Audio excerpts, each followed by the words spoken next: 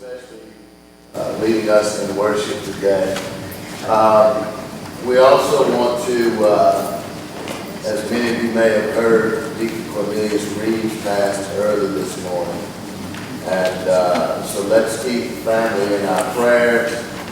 We have arrangements are still pending, and they'll be working on that. And we've been to visit them this morning, and so we've been quite busy.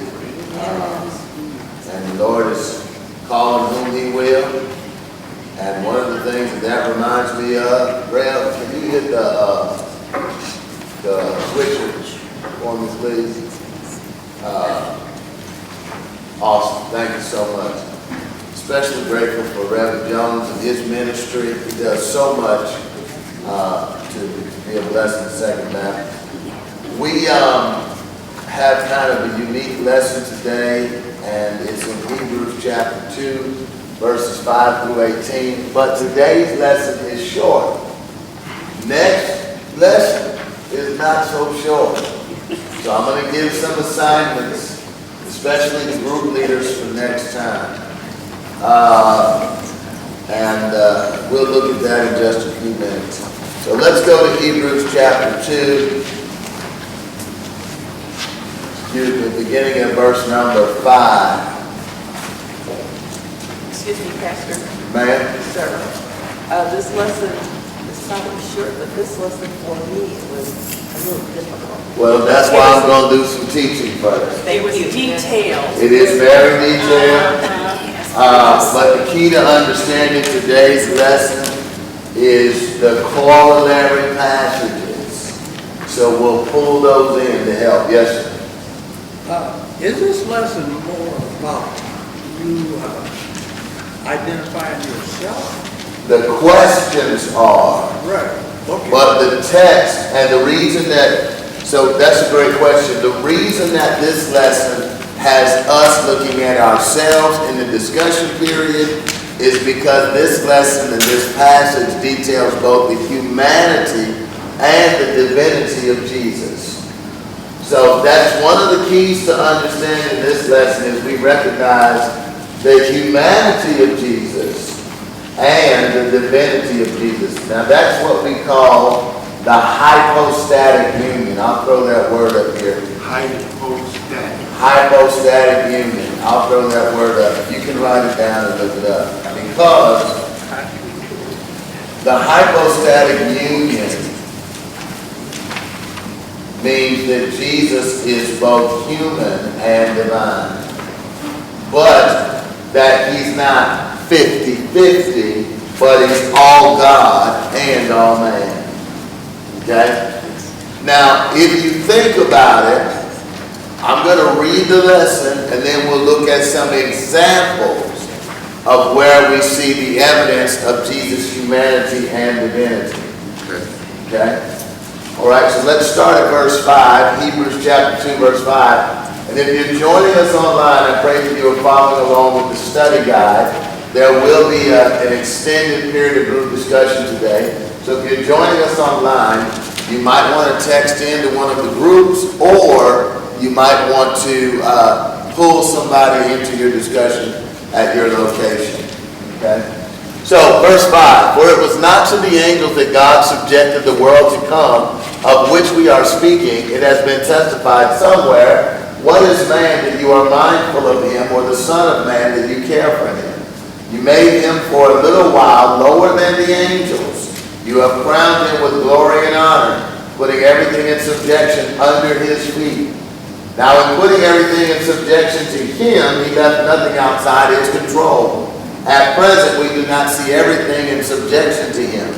But we see him who for a little while was made lower than the angels, namely Jesus, crowned with glory and honor, because of the suffering of death, so that by the grace of God he might taste death for everyone.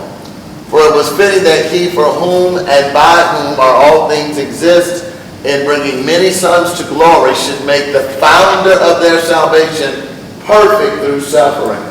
For he who sanctifies and those who are sanctified all have one source.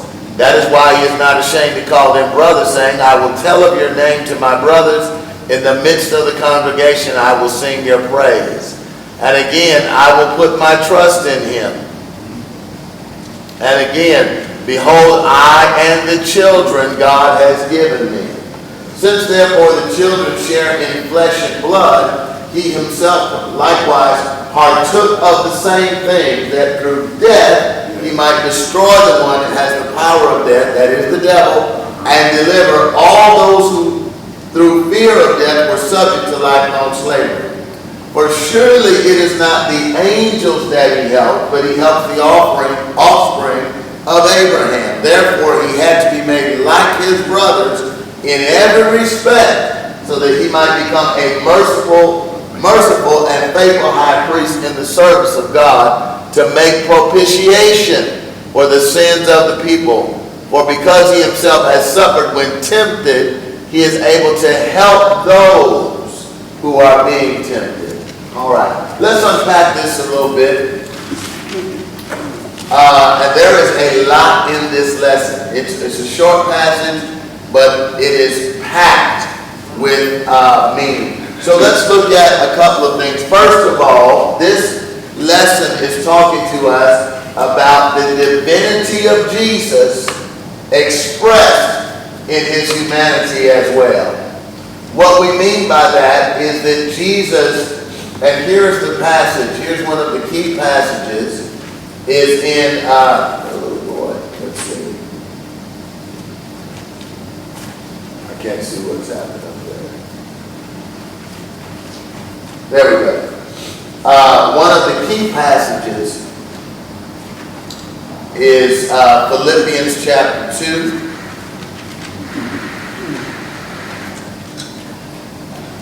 All right. See if I can type here. Because Philippians is spelled with, thank you. Philippians 2, what? Verse 5 and 5. We'll start at verse 5. Philippians chapter 2, verse 5. Okay. So stick a finger there, and we'll come back to it in just a minute. Okay. So that's one of the key passages that helps us understand Hebrews chapter 2. For it was not to the angels that God subjected the world to come of which we are speaking. So he's not talking about the future salvation of the angels. He's talking about, and this goes back to verse 4, where we looked at last year when we talked about the ultimate salvation is when God delivers us from the presence of sin. Okay? So verse 5 is referring to the fact that one of these days the Lord will remove us out of this world and we will no longer be in the presence of sin. Okay? That's when we see God face to face. When we see the Lord face to face. And so he's quoting Psalm 8. Yeah. Okay? What is man that you are mindful of him, or the Son of Man that you take care of him? But in quoting Psalm 8, the writer of Hebrews is using that passage to refer to Jesus, not just humanity in general. So in the Old Testament, remember that we learned that the Old Testament conceals what the New Testament what? Reveals. So in Psalm 8, the Old Testament readers would have read that and thought that the Lord was referring to who? So let's go to Psalm 8. And this is verses 4 and 5 of Psalm 8.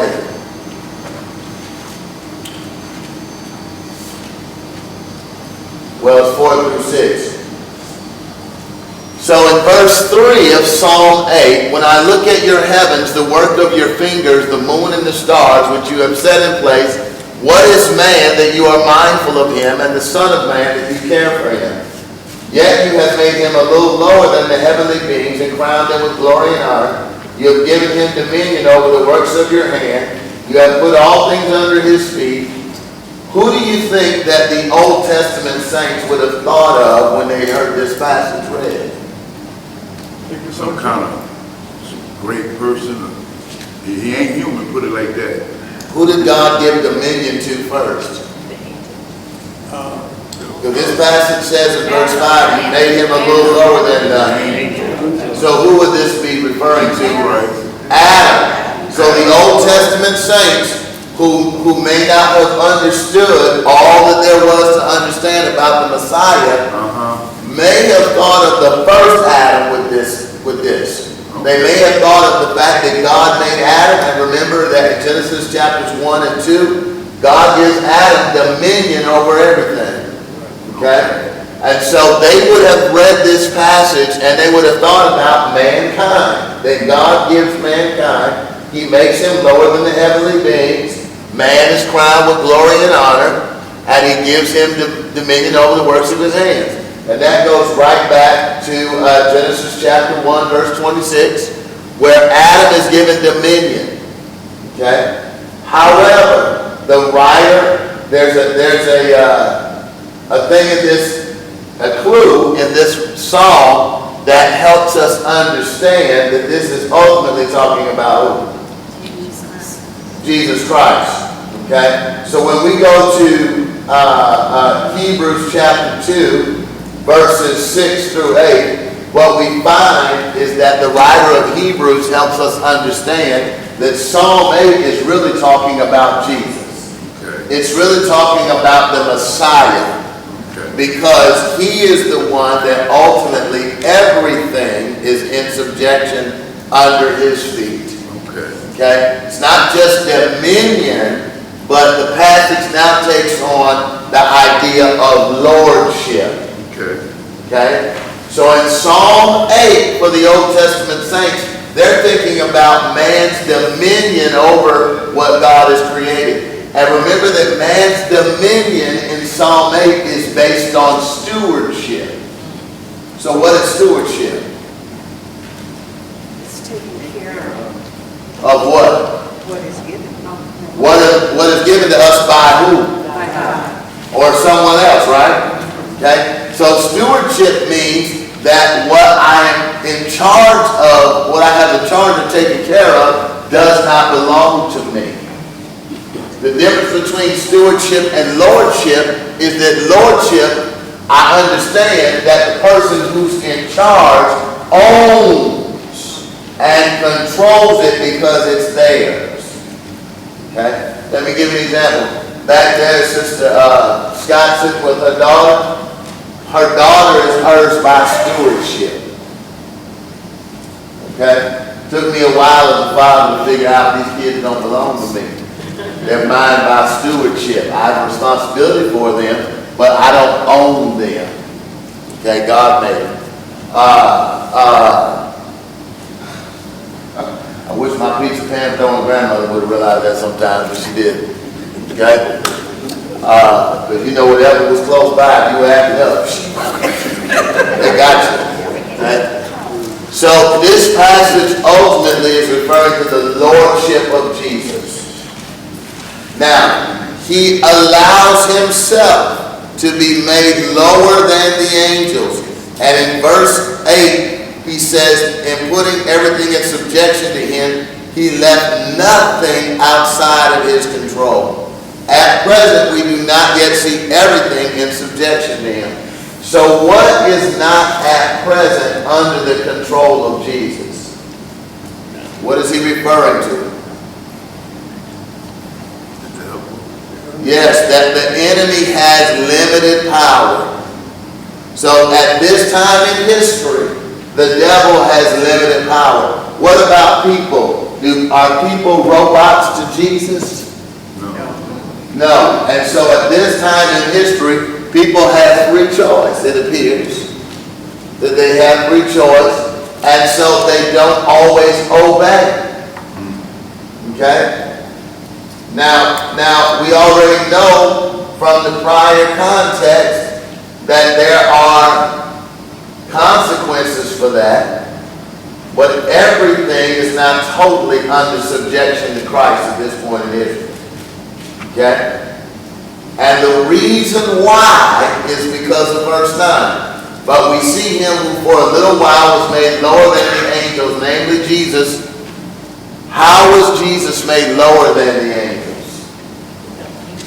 He was walking on this earth. Yes. He was incarnated. He Was man. became flesh for us. Can one of y'all open that door for Brother Gant, please?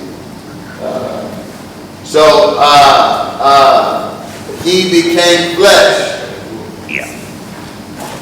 And he was made in the flesh for the purpose.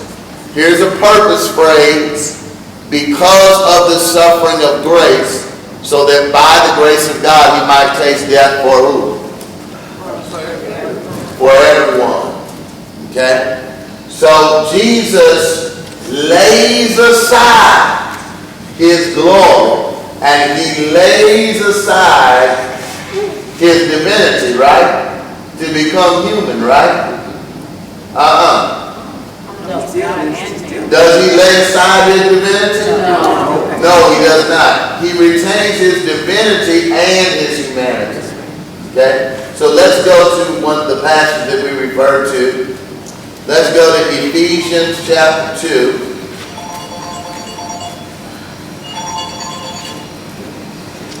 It must be Jesus calling. Ephesians 2 what? Starting at verse, not Ephesians, Philippians. Although Ephesians was good too, but let's go to Philippians 2:5.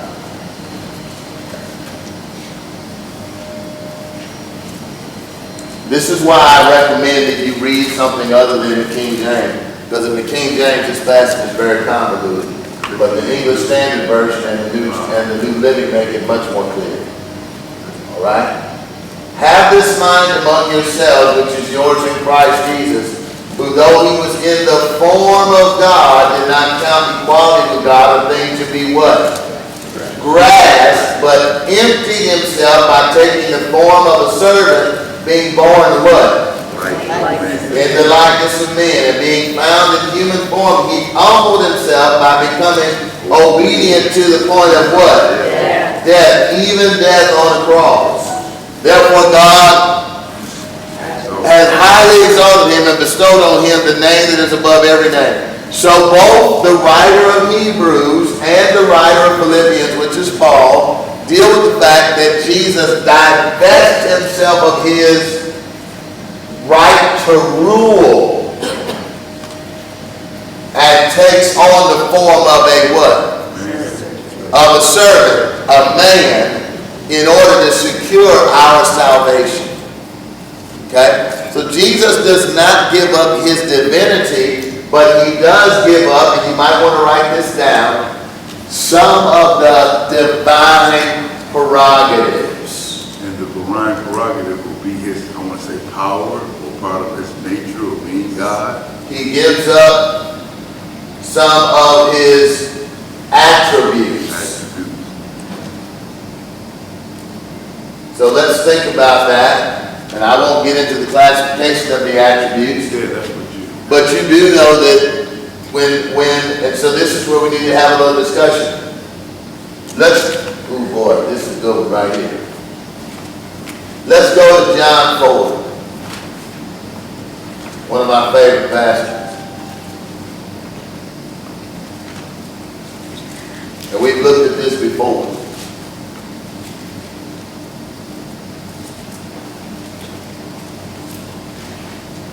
John chapter 4 helps us see both the divinity and humanity of Jesus. Now when Jesus learned that the Pharisees... Verse 4? Verse 1. Oh, 1. Let's start at verse number 4. Verse number 4. John 4 and 4. And he had to pass through Samaria, so he came to a town of Samaria called Sychar. When you see the humanity, I want you to say humanity. When you see the divinity, I want you to say divinity. Okay?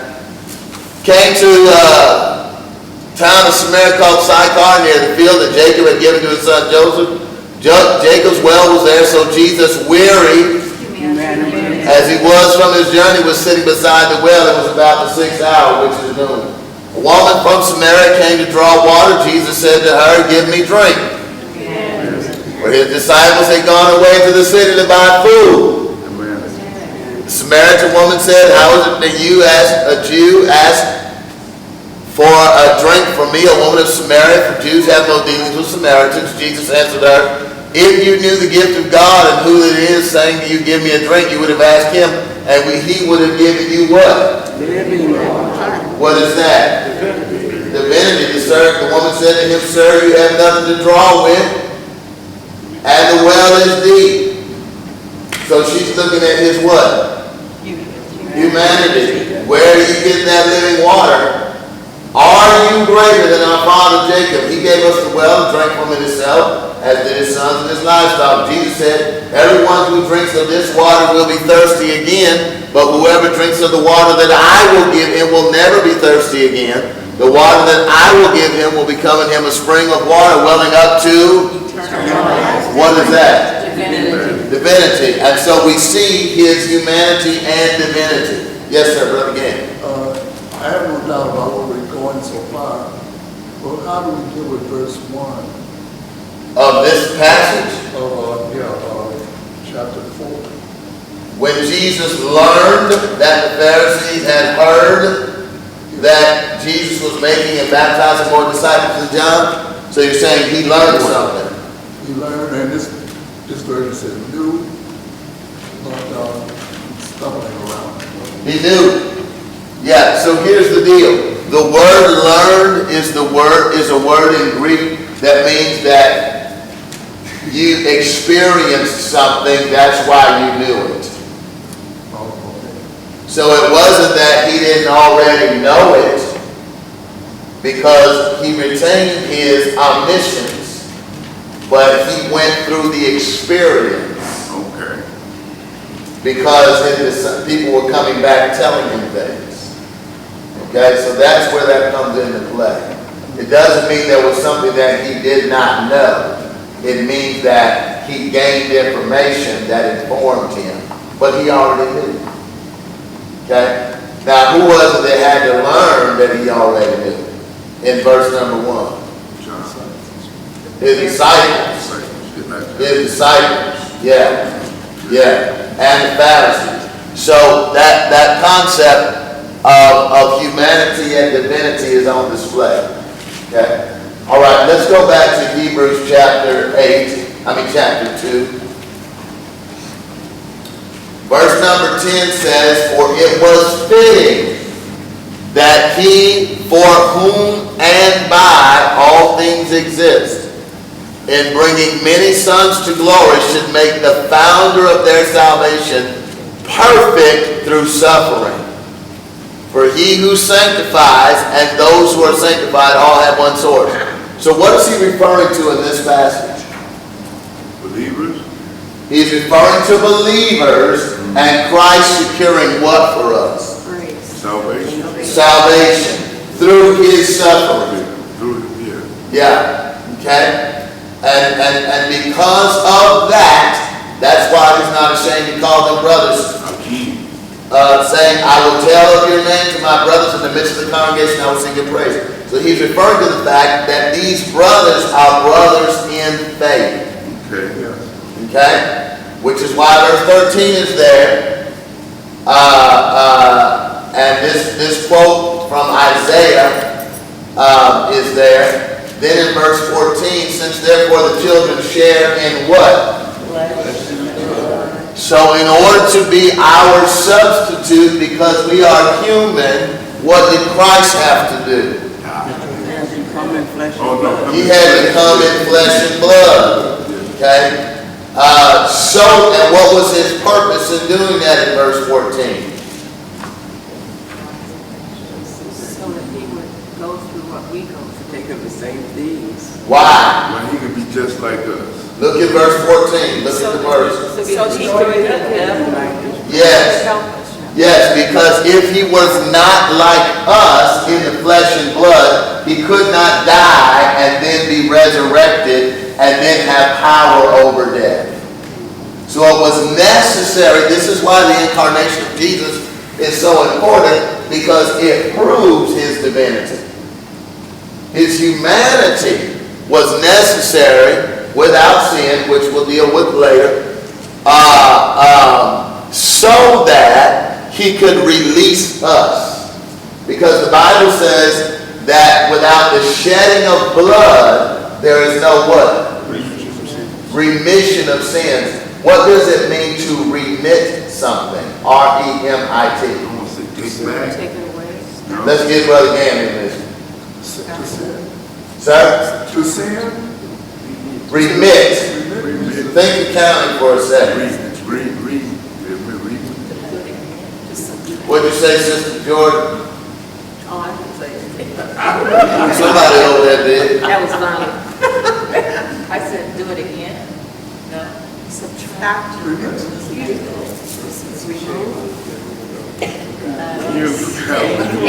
It means to pay the cost. Without shedding of blood, there is no remission of sins. It means that without the shedding of blood, sin cannot be paid for. Remit is an archaic word that we don't use very often. But the idea is that of payment. And so in verse number 15, he delivers us because he has already paid the price. Okay? That's why verse 16 says, for surely it is not the angels that he helps, but he helps the offspring of Abraham. Who are the offspring of Abraham? Who? The Jews. Let's look at the context. In that day, they speak about the Jewish people. Let's think about the context. Look at what he says. Look at what he says. He says, behold, I am the children. Look at verse 13.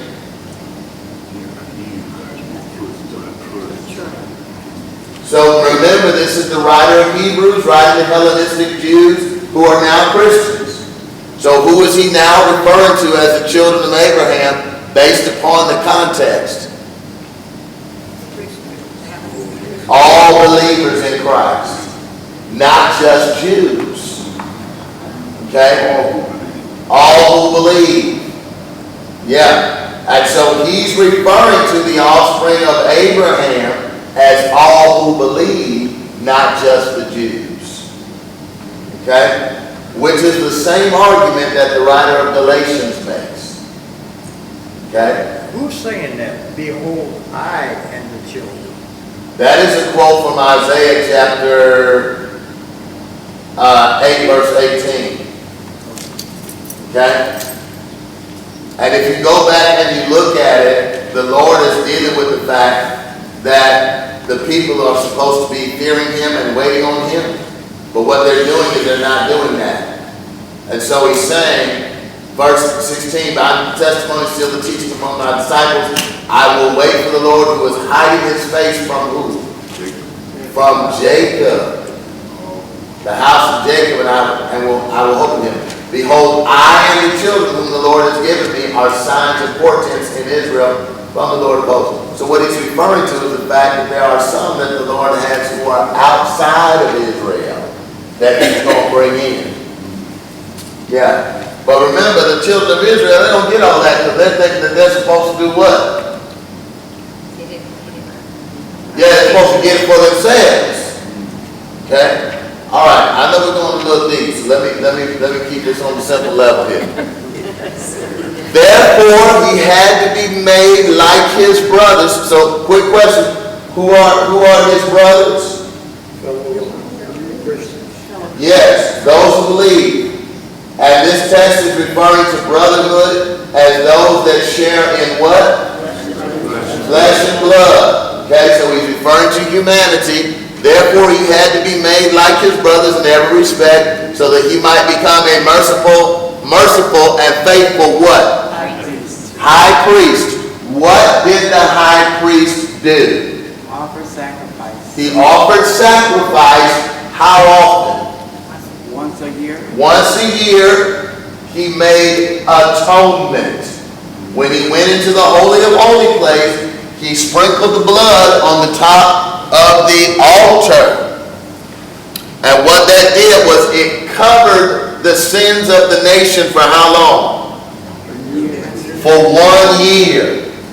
Okay? However, it didn't pay for the sins. It just covered them. Okay, big deal. It didn't remove them, it just covered them. So it had to be done how often? Every year, annually. So he says, therefore, he had to be made like his brothers in every respect, so that he might become a merciful and faithful high priest in the service of God to make what? I know y'all saying, Pastor, you don't know what that word is. Propitiation. Okay? This word means that the price has been paid. Okay? To make propitiation for the sins of the people. For because he himself has suffered when tempted, he is able to help those who are what? So what Jesus does is he takes on a human body. He retains his divine nature, although he gives up some of his divine prerogatives, his divine rights. And he dies for us and offers what sacrifice? His own blood. He dies for our sins. Shed his blood for our sins. But there's something else that a high priest does. He not only offers sacrifice, what does he also do? He prays for the people. He intercedes for the people. Okay. So in offering himself, Jesus becomes the perfect high priest. Because what he does is he pays for the sins, and now he's able to make intercession for us when we're tempted. Okay? Let me tell you a quick story. Years ago, my brother got in trouble. And he did something, and we got a whooping for it. He did something. And we got a whooping for it. And the other night, we were talking on the phone, and he said, man, that's one whooping you shouldn't have got. Now it's 40-some years later, but he said that's one whooping you shouldn't have got. And I was like, oh well, I took that whooping anyway. But did that whooping remove my guilt? No. Did the whooping remove his guilt? I hadn't done anything, by the way. But had I done something, that punishment would not have removed my guilt. The guilt still would have been there. Do you see that? Okay? When Christ died for us, he hadn't done anything. But he took our punishment to remove what? Our guilt. That's what propitiation is. Okay. Does that make sense now? So he took our punishment that we deserved to remove our what? Guilt. Our guilt. From sin? From sin. Wrong, and then I feel that, what word am I looking for? That my conscience goes. That conviction. That conviction. Yes. So now, when I'm confronted with sin, I got a choice. I have a choice, and guess what he can do in that moment? He can help me because he's overcome sin, and I'm no longer a slave to sin. He can help me make a different what? Choice. Does that make sense? Especially if that choice pop up when I'm right in the middle of it. They come all the time, don't they? You're in the grocery store, somebody drops $100. You have $100 worth of groceries in your basket. So would choice be the same as he would help you to escape it?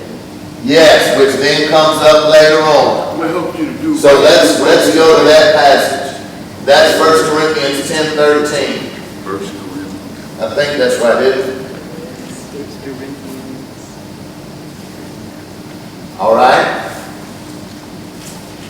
No temptation has overtaken you that is not what? Common to man. God is faithful. He will not let you be tempted beyond your ability. But with the temptation, he will also provide the way of what? That you may be able to endure it. That's why Flip Wilson is a liar. The devil made me do it. Okay? So when temptation comes, guess what we need to do? Pray and ask God for what? The way of escape. The way of escape. Or endurance. Some verses say endurance. Well, it says Some do. and escape. But some also say run. Right. Because there's some things you can't withstand. Because you don't have the strength. Or we're not drawing on the strength. Okay? So if that box of donuts is sitting on the countertop, what should I do?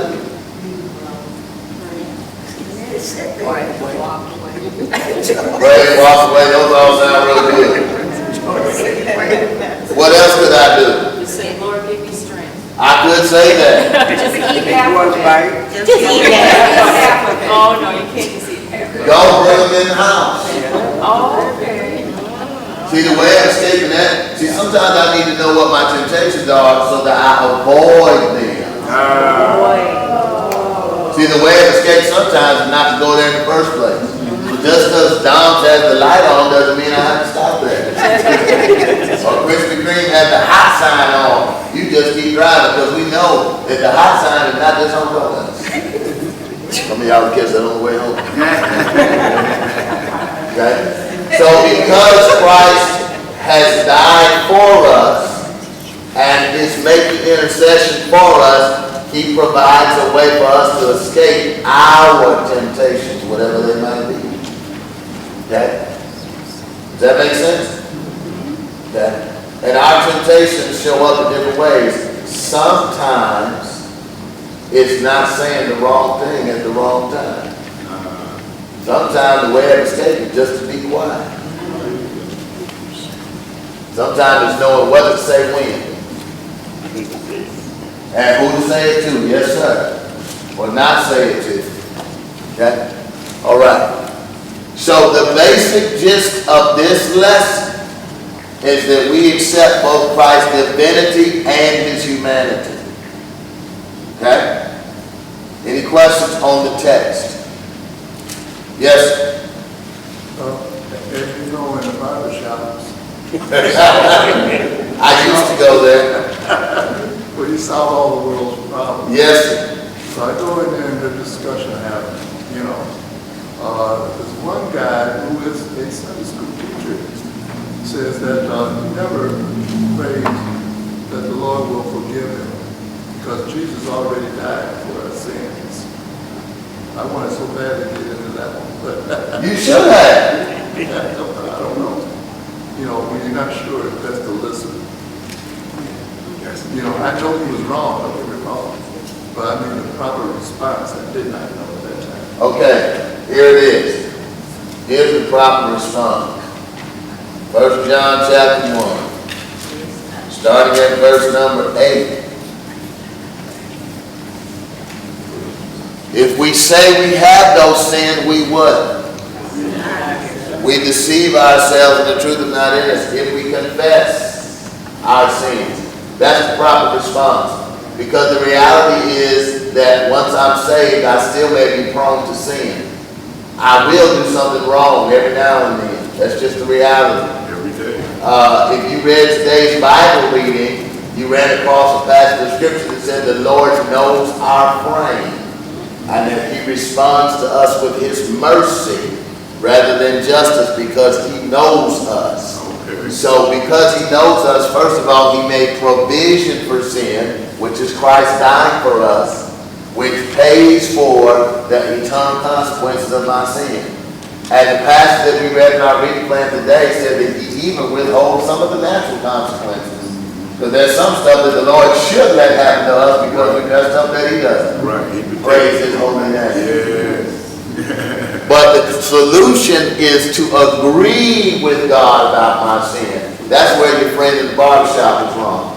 Because 1 John 1:9 says, if we confess our sins, He's faithful and just to forgive us our sins and cleanse us from all unrighteousness. And that's why some people live carnal lives, because they don't agree with God about their sin. And so I pretend that my sin is all right. Yeah, I only needed one pork chop, but I ate 3, but the Lord knows my heart. Yeah, but you're gonna have that natural, But that natural consequence may pop up of having high cholesterol and heart attack and getting fat. I mean, all of those things. And the solution is not to just say, well, Jesus died, therefore I don't have to ask the Lord to forgive me, a la your friend Donald Trump. But the solution is to agree with God about my sin. Because really, that's where the change takes place. The change really takes place when I start thinking about my sin in terms of how God looks at it. And I realize how much it costs. I won't do it. And then my behavior changes. Because I realize how much it costs. Yeah. See, we are so inoculated from the horror of the cross that our sin does not horrify us as much as it should. Yeah. All right, let's get to our discussion questions. Is that all right? Okay.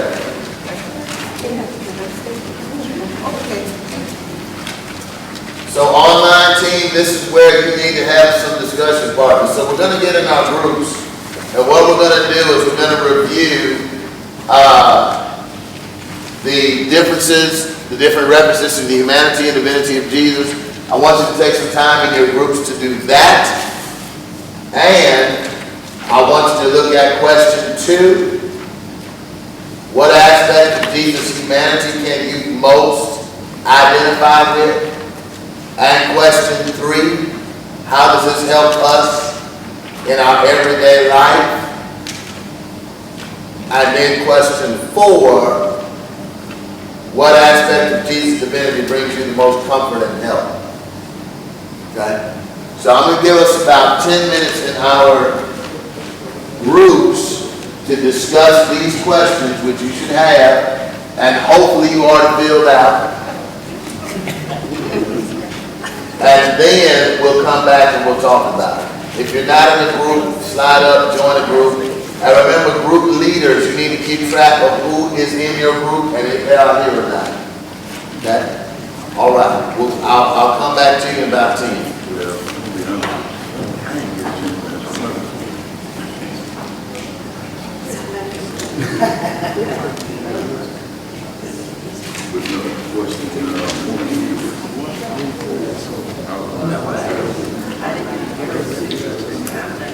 Anybody need handout?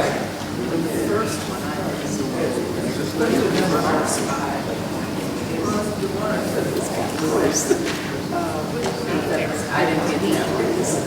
He said, not the angel of Jesus. It's his subject to. So that is his divinity, you know what we're talking about. So that is the divinity of the angel of love. Hebrews says he was sent for a while to lay the angel.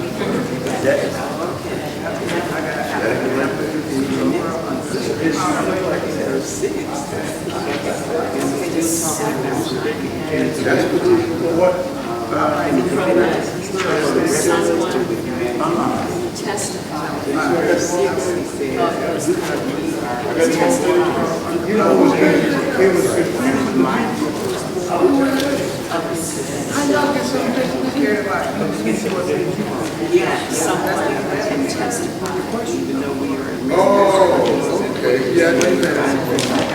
So he said,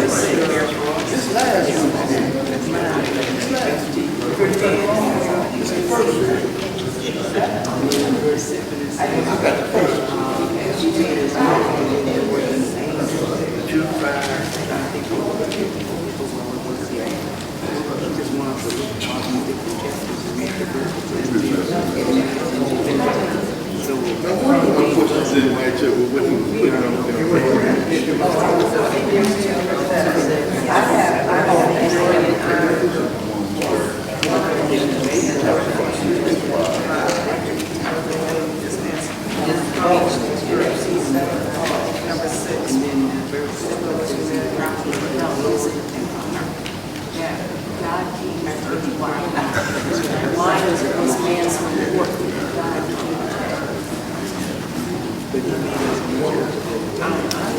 Yeah.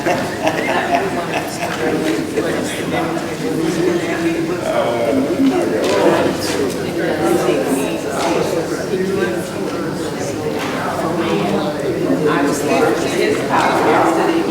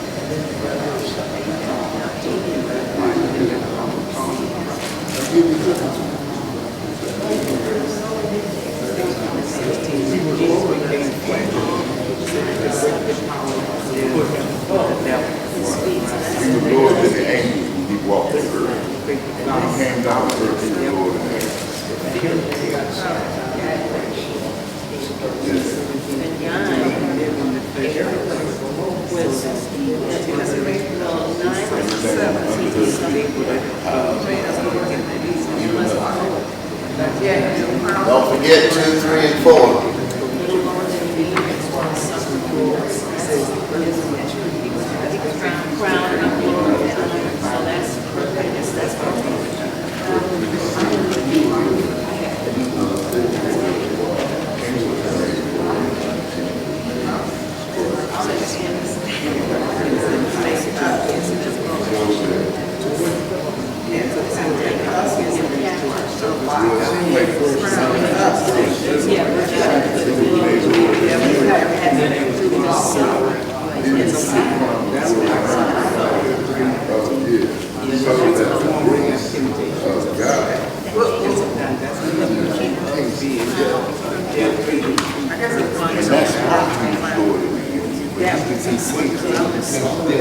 Like everyone else. That's why I was doing it.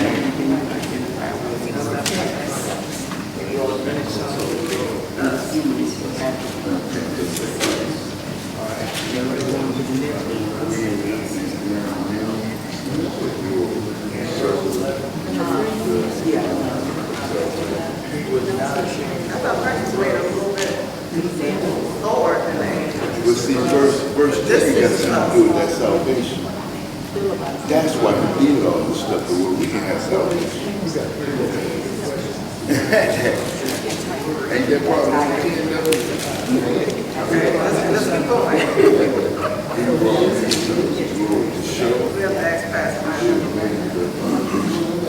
salvation perfect through suffering.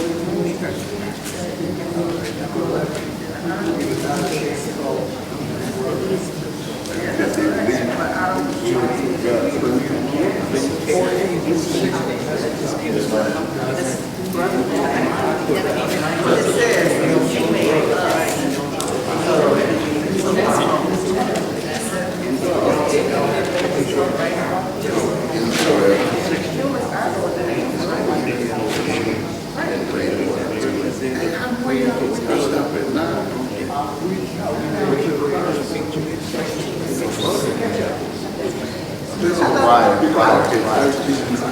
Okay, 14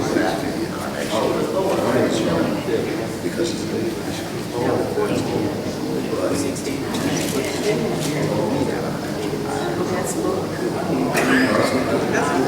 which one you talking about? B or A? 14 and 7.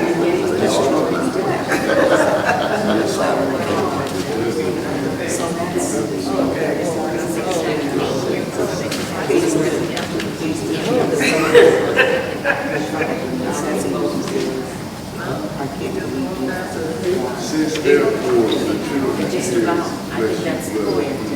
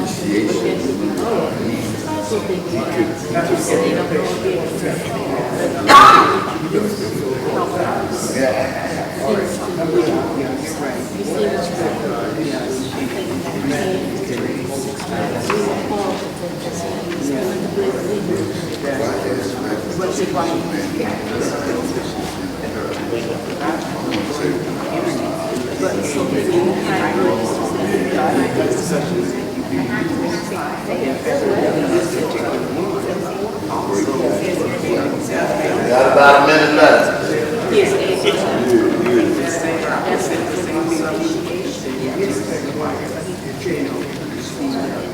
So that's all. So you hear, you start hearing. I read it. I Those people next time they go on.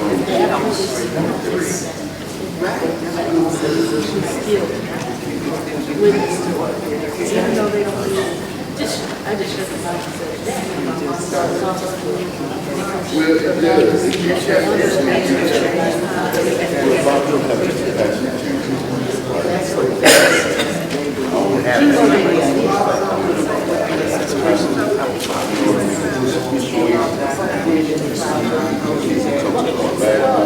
It's a lot of issues to argue about what he does. Well, that's why it's passionate. where'd all this go? Salvation. Some of this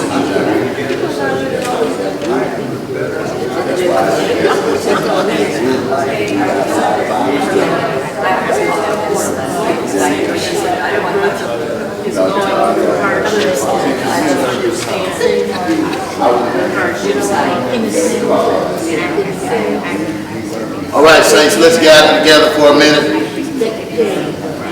Let me say something about the lesson outlines. I need to tell you something. These are designed for us to work on them at home or with our groups before we come here.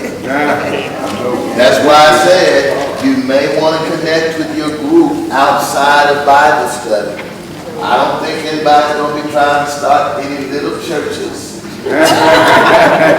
So feel free to gather together, get some coffee and something healthy, a piece of fruit or something, I don't know, and meet with your group and work on it together or call each other over the phone. Now listen, I do that all the time. If I'm working on a sermon, I will call my my preaching partners and ask them, hey man, this is what I'm working on, what do you think? And then I will do, after having done all the study. So it's okay to work together. It's not cheating, I promise, okay? All right. So when we outline the different references to the humanity and divinity of Jesus, what I'm going to do is give us these. And then we'll discuss the other questions a little more. Because some of you all want the right answer. And that's what I saw us struggling with. But you can't do all of that in the context of this Bible study. Okay? Now remember, you need some good conversation partners, some good commentaries. You've had Dr. Constable's notes. You know how to get that. You know how to get, I also recommend the Bible Knowledge Commentary. And so there are plenty of resources that you can get that can help. Okay? But it takes putting some time into it. What we're not used to doing is putting time into this. We're used to putting time into other stuff. Okay? So outline the different references. So in verse 5, Jesus is not subject to the angels. They're subject to him. Right, he's above them. He's above them. He got power over them. Yes, he has power over them. Okay, in verse 6, Jesus is referred to as the Son of who? Son of God. Son of, verse 6, Son of Man. And we have said before, that goes back to Daniel, which the Son of Man is a title that has to do with his divinity. Okay? Questions, verse 7. For, this deals with his humanity. For a little while, 33 and a half years, he was lower than the angels. That's right, he was like us. He was like us for a little while, yet without sin.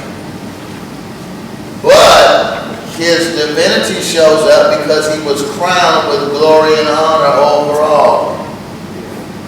Okay? Remember when Jesus resurrected, he says, all power in heaven and earth is in my hands. He's crowned with glory and honor over all. Okay? In verse number 8, he is over all.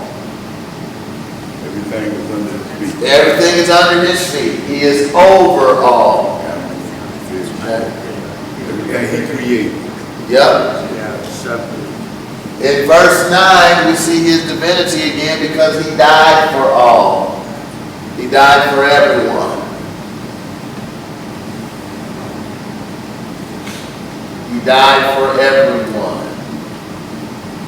And in verse 10, he suffered as a man for our salvation. He suffered as a man for our salvation.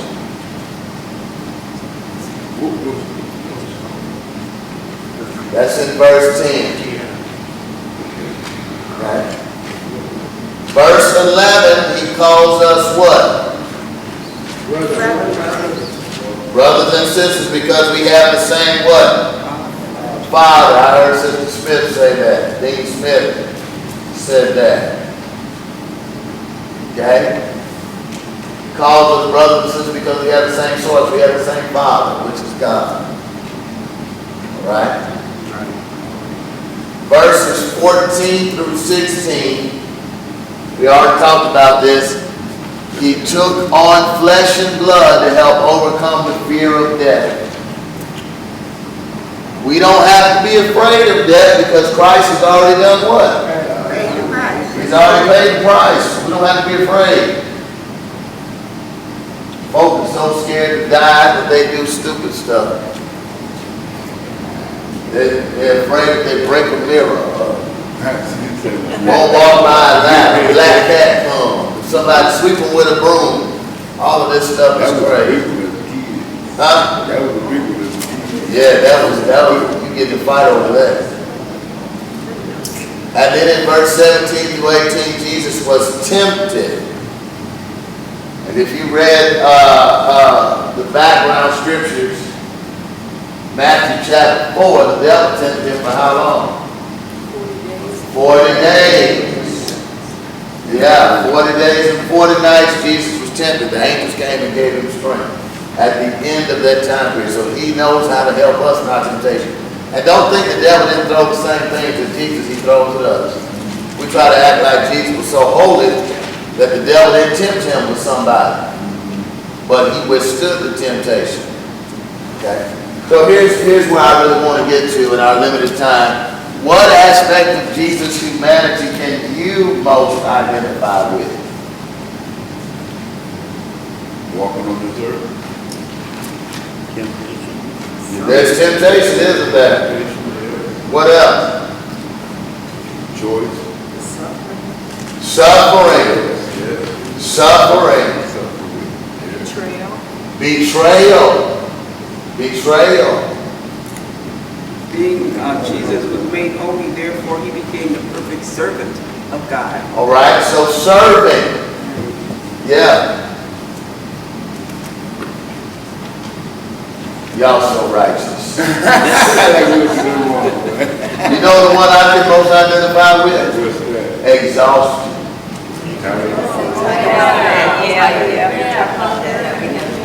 Hunger. I watched some of us work this week.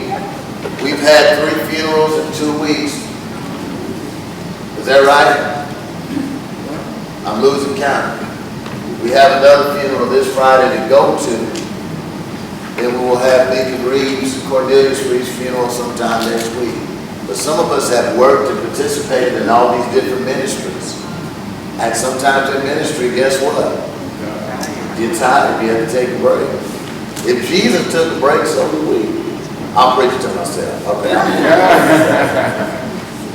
All right, you can answer question 3.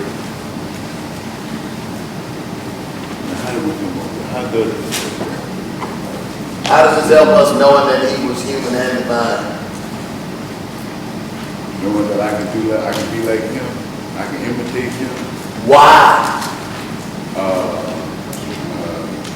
Because I am human and what? God's Spirit dwells in us. So in a way, we reflect the hypostatic union because I'm not just human. The Spirit and power of God lives within. Just like he did. Just like him, yeah. Yeah.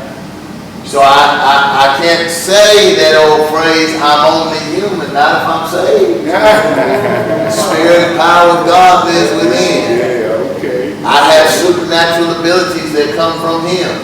And so I can no longer tell that lie. Well, I'm only human. No, that's not true for the believer. Yeah. You have the divine power of the Holy Spirit living within. Okay. What I have to learn how to do is draw on it. Wrong, lean on, live. Yeah. All that. Yeah. The other day I stuck 2 pieces of bread in the toaster and came back 5 minutes later, I still had bread. I didn't have toast. Why?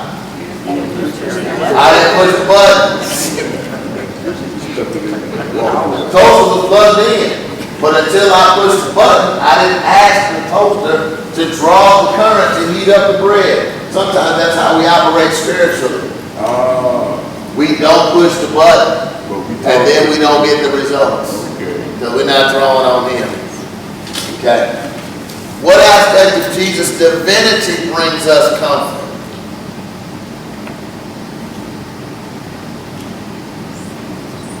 I have that even though we are mere mortals, but he cared for us. He cares for us. Okay, what else? He shows the way. He's an example for us. He shows the way. He's merciful and he has grace. And he is mindful of us. He's mindful. Forget us. Psalm 8. What is man that thou art mindful? We are in his mind. He's thinking about us. He's watching over us. He cares for us. Okay. One of mine is that I know he's always present. Always present. I'm not going through what I'm going through by myself. And lately the Lord just keeps giving me little glimpses that he's working. Yeah, he's still there.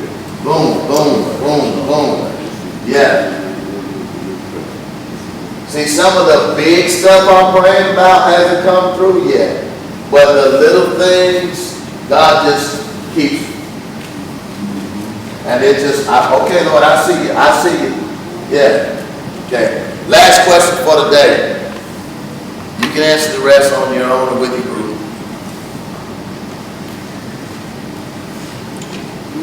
What can we learn about commitment to God through Jesus' incarnation? Can I read that one?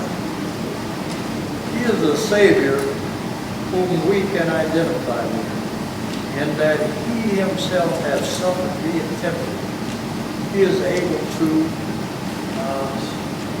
assist or support them that are tempted. All right. So as the Savior who's been through temptation, because he was in this body, I know he can help me overcome mine. What else? I keep harping on that. He became flesh in order to become a merciful and faithful high priest in service to God. So how does that help me with my commitment? Well, it helps me to try to be more committed to being a servant and faithful servant to God. And obey. And merciful as well. Let me flip the page around. Jesus is on the other side. In heaven. The angels are worshiping him. He has all power. He has no limitations. He has all rights and privileges of the Godhead. What does he do to become our Savior? He died for us. He does, but in order to do that, he has to become what? One of us. One of us, which means that he has to do what in order to do that? He has to give up some of the prerogatives, the rights of the Godhead in order to become our Savior. And so the word that we're missing is the word sacrifice. He sacrifices the right to rule, the right to be omnipresent. He gives up his power. Because when they nailed him to the cross, what could he have done if he wanted to? Man, he could have popped those nails out, killed everybody that was harassing him and yanking out his beard. I don't think his father would let him do that. He was following His will was the will of the Father. So he sacrificed his will for our good. And where that should help us is that we should be willing to do the same. I know we're chopping and all cotton today, weren't we? Okay? But let me encourage you. Get Dr. Constable's notes. Pull out your commentaries and your study Bibles. Get together with one another. next week. No, because next week you're going to have some homework to do in advance. So, group leaders, I need you to come pick up a lesson right now. Group leaders, please come pick up a lesson for you for next week. Group leaders. If you're a group leader, you know who you are. No, next week. If you already have next week's lesson for your group, don't come get it. All right. Is there any group leader who doesn't have next week? All right. So group leaders, there are 4 scenarios. Starting on page 5. I need you to look at them and pick one right now.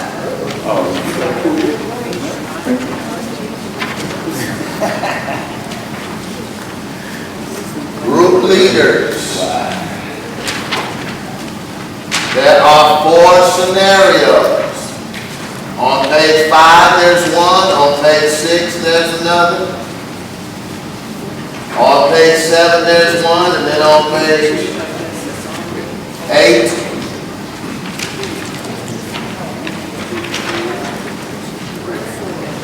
There are 4 scenarios from page all the way to page 9. I want your group to pick one to present next week.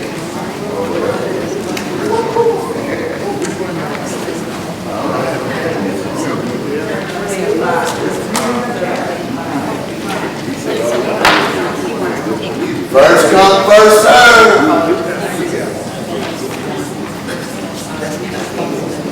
Page 5. They start on pages 5 and page 9. There's 4 scenarios. Pick one, let me know what it is right now. Yep, there's 4 stories and 4 sets of questions. You need one? 2?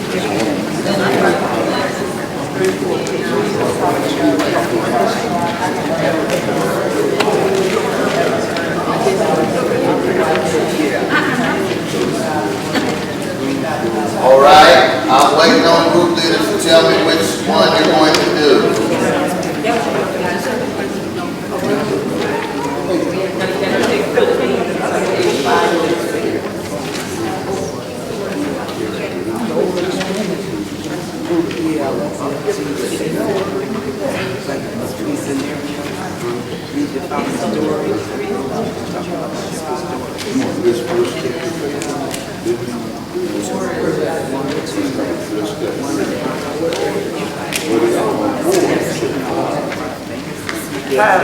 Patterson,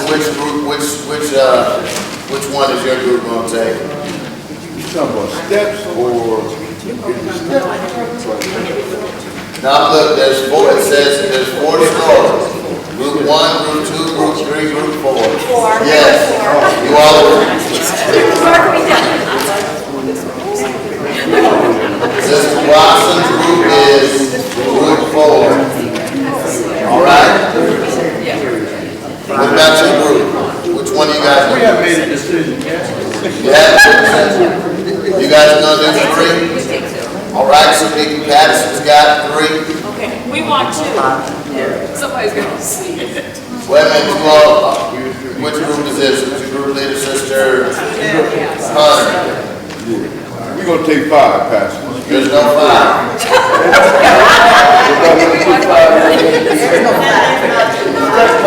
There's nothing else. Look at the group numbers at the top of the page. Oh, shoot, I'm messed up. Yeah. Anybody want Group 1?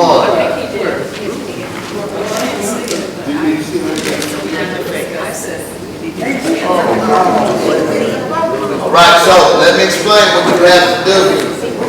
Your group has to take one of these scenarios, read through it, answer the questions, and be prepared to present this next Wednesday.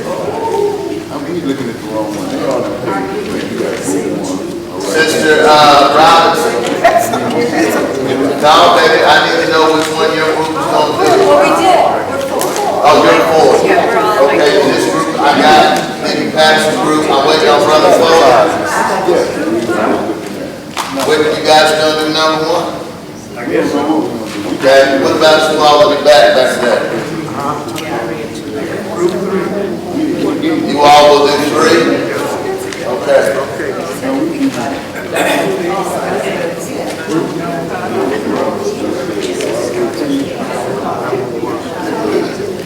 Here's what I'd like us to do next. Please pray, share your concerns in your group, and then when you are finished praying, you may go. Please don't forget to pray for the Reeves family and also for the family of Sister Leela Daniels. That service is this Friday at 11 at CNH, correct? Correct. All right. Say that again about CNA service. Leela Daniels service is Friday at 11. Is there a thing on Thursday? Viewing?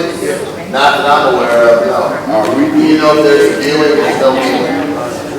There's no viewing because it's a memorial service. Oh, it's just a memorial service. Yes. Friday's the only day. There's no service here, there's no repast from the day. All right, so please share in your groups, your prayer concerns, pray together. When you finish praying, you are dismissed.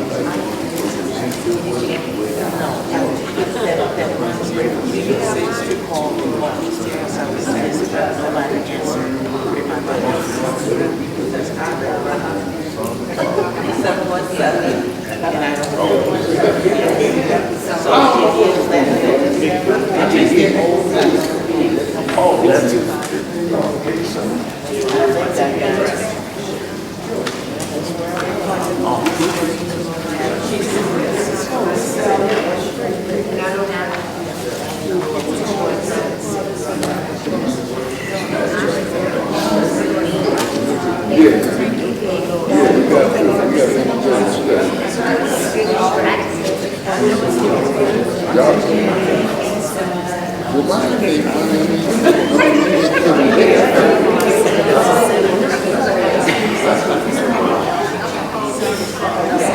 I'm open for questions, anybody have it?